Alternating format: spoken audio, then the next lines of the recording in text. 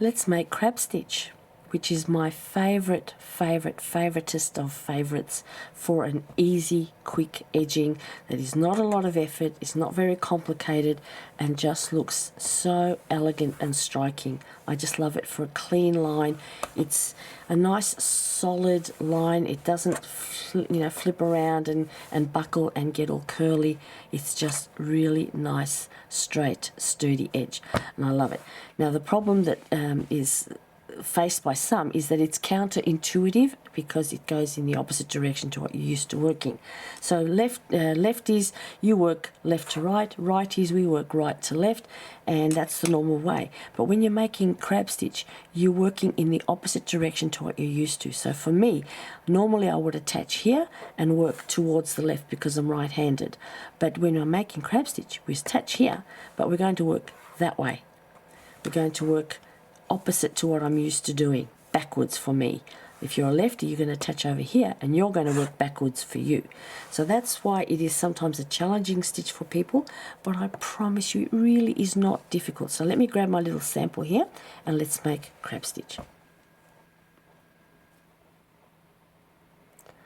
So crab stitch is just basically a single crochet worked in reverse, and it tends to, like this, it'll tilt over and create this lovely little, almost like a braid edge.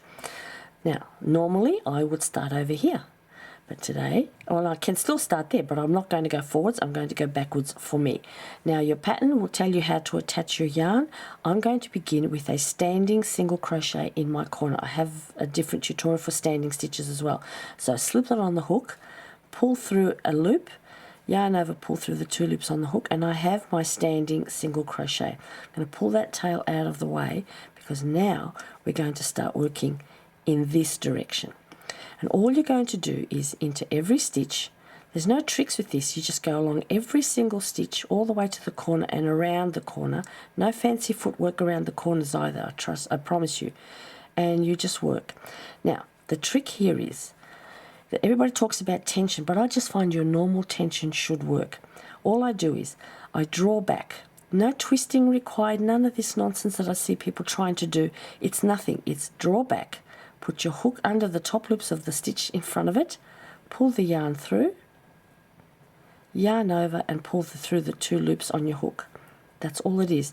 And it doesn't look like much of anything at first, the first time you do it, but once you do the next one, you see how that drops down? It's going to look beautiful.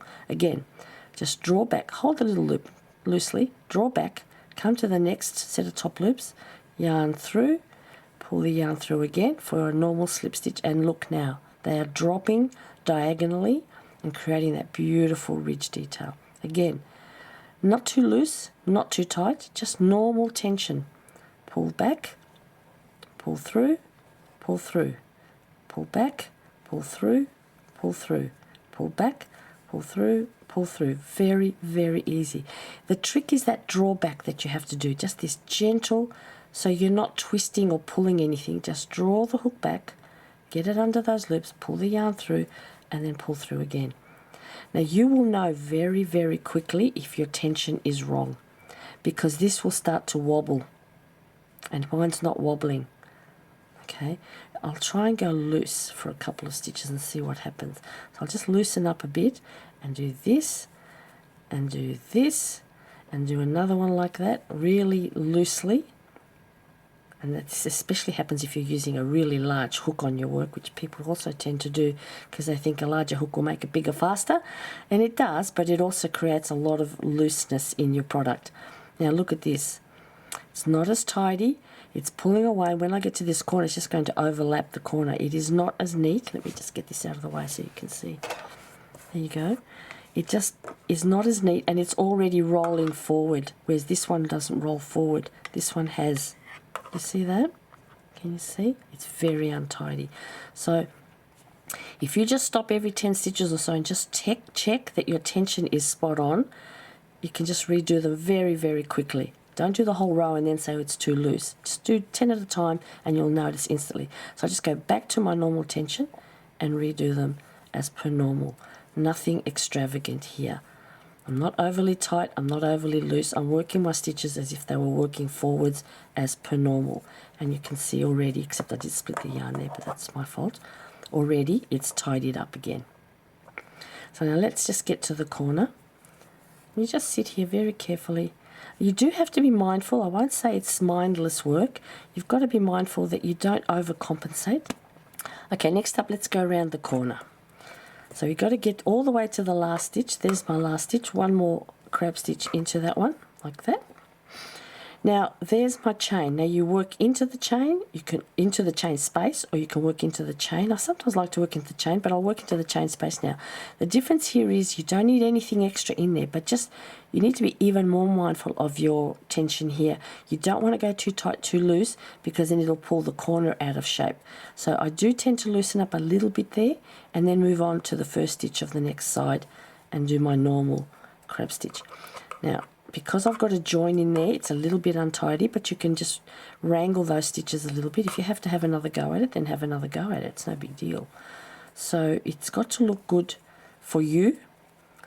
And I'm a bit finicky because I just like the neatness of it.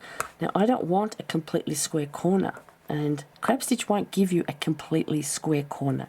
It'll give you a slightly rounded corner like that, but look how neat that is, and there was no special effort. Just keep going around. Let's get to the next corner and just do that one as well. And as you can see, there's no special hand techniques. Just draw back, under, pull through, draw back, under, pull through. Easy, easy. You do get into a nice rhythm, and once you find that rhythm, now if you're feeling like these are too loose, I'm thinking maybe they are a little bit too loose, maybe not. Doesn't matter, but you also got to remember that this will get washed. Now these have worked stitches. They're not washed, so they haven't settled into their final position like these have. You see?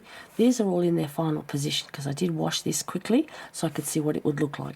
So you've got to be always mindful of the conditions of what you're doing.